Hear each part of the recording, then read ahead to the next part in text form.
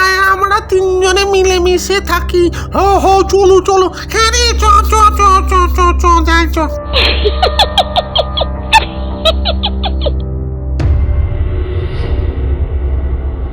একদিন একটা অন্ধকার রাতে পুরনো পোড়ো বাড়িতে তিন ভূতের মধ্যে একটা অদ্ভুত প্রতিযোগিতার পরিকল্পনা চলছিল।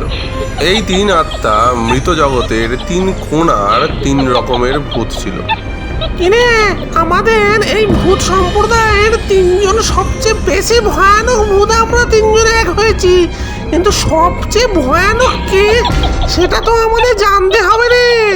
হ্যাঁ হ্যাঁ ঠিকই বলেছিস তোরা, প্রতিযোগিতার একটা শর্ত চাই তো, যে ভূত সবচেয়ে ভয়ানক আর রহস্যময় হবে তাকে আমরা মহারাজা ভূত বলবো। সব তো ঠিক আছে, কিন্তু প্রতিযোগিতাটা শুরু করবে কখন? আবার দেখছি আশেপাশে থেকে কারা উকি ঝুঁকি মরছে। সেই জনমানবহীন পোড়ো বাড়িটার মধ্যে শ্বেতবরণী ভূত নিজের মধ্যে পরিকল্পনা করছিল যে ওই পাশের হাড় ভাঙা ভূত আর ওই বুড়ি নকশি ভূতকে কিভাবে হারানো যায় এবং তাদের মধ্যে ঝগড়া লাগিয়ে দেওয়া যায়। হাড় ভাঙাটা আর নকশি ভূতটাকে আমাকে না একটা জব্দ করতে হবে, এই প্রতিযোগিতা আমি জিতবই। এসো এবার এক এক করে আমরা প্রতিযোগিতাটা অল্প অল্প করে শুরু করি। হ্যাঁ, প্রথম পালা এলো শ্বেতবরণী ভূতের। প্রথমে তার গায়ের রং যে সবুজ ছিল সেটা আরও বিকট করলো, চোখের মণিগুলোকে উল্টে সাদা করে দিল এবং সে আপ্রাণভাবে সাদা পোশাক পরে তাদেরকে ভয় দেখাতে লাগলো এবং দাঁত খিচিয়ে বারবার কাছে আসতে লাগলো।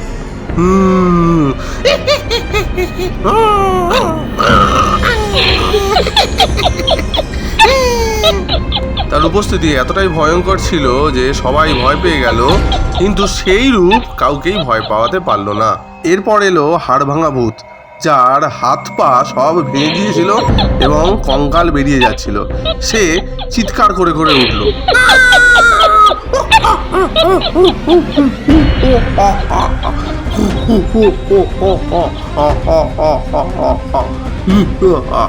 তার ভয়ঙ্কর আওয়াজ শুনে সবাই শিউরে উঠল এবং সে বারবার সামনের দিকে চলে আসছিল। তবে তার ভয়ানক চেহারা এবং আওয়াজ আনা ভূতদের চেয়ে অনেক কম প্রভাব ফেলল। সবশেষে বুড়ি নকশি ভূতের প্রবেশ ঘটল। নকশি ভূতের ভয় দেখানোর ধরনটাই ছিল অন্যরকম। সে প্রথমেই হাতে একটা বড় তরোয়াল নিল এবং হা হা হা করে হাসতে লাগলো।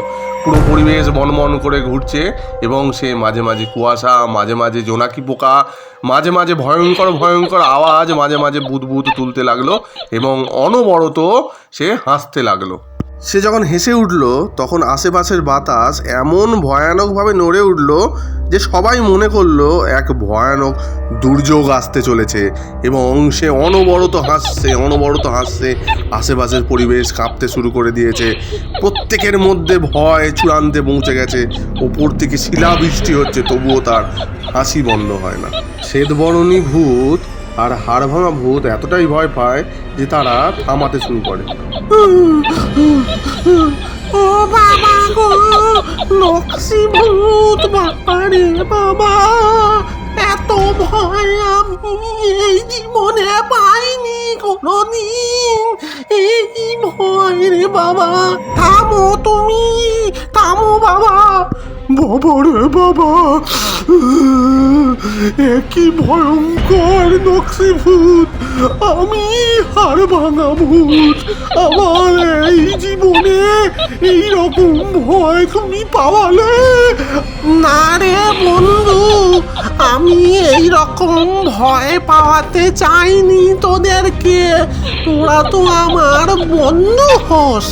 কিন্তু যেখানে এই মহারাজ ভূত, এই তকমাটার ব্যাপার, সেখানে আমি নিজেকে কন্ট্রোল করিনি রে। কিন্তু তোরাই সবাই আমাদের বন্ধু, তাহলে বিজয়ী আমরা তিনজনে। কি মজা, কি মজা। আরে আয় আয়, তোরাও আমার সঙ্গী হরে। আমরা তিনজনে মিলে যে কোনো বিপদে যে কোনো মানুষকে ভয় দেখাবো। আয় আয়, আমরা তিনজনে মিলেমিশে থাকি। হো হো, চলো চলো। হ্যাঁ রে, চ চ চ চ চ চ যাই।